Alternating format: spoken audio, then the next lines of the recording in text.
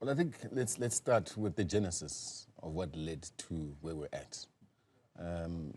Mary Phadi is a leader at the time who was appointed by the national officials and more so also by President Zuma.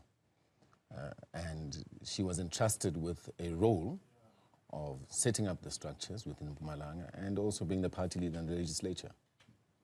It's unfortunate that at the time, when the national officials wanted her to hand over the accounts of the legislature, that she totally refused to hand over the accounts. And the reason for the request to hand over the accounts is that as a party, we're putting in processes in place.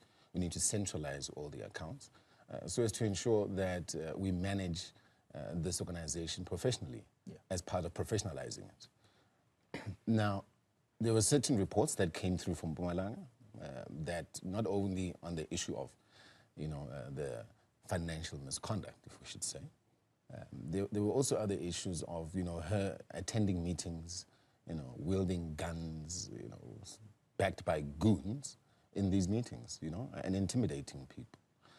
This is also something that we should note, that at one point she was arrested, if people don't know. Mary Phadi was arrested. And the reason for her arrest was that, she had made certain comments that were such that she wanted to get certain people assassinated. And the police got a hold of this information. There was recordings, and she was locked in. I remember at one point, Mary Phadi called me because she was concerned that this was going to blow over into the media, and she wanted to know how she should handle it. I've got SMSs that can show that. So Mary Phadi must not be painted as a person who is innocent here.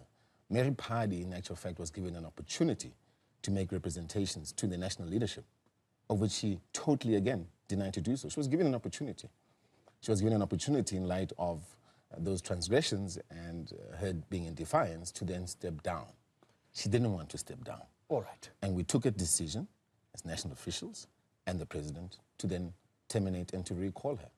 That's when then she obviously went to court. Now, leading up to that, the deputy president, alongside other leaders of the party, was sent there to deal with this crisis, even prior to her being terminated.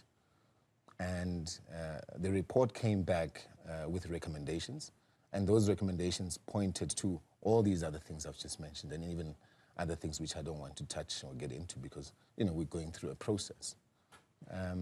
And that report basically made a recommendation that she be terminated. And off the back of that, one thing that you should know is that as part of the analysis, the political analysis, the situational analysis in the province, the judge, in this case with the team, had to engage with two different factions, if you will, and hear both sides of the story.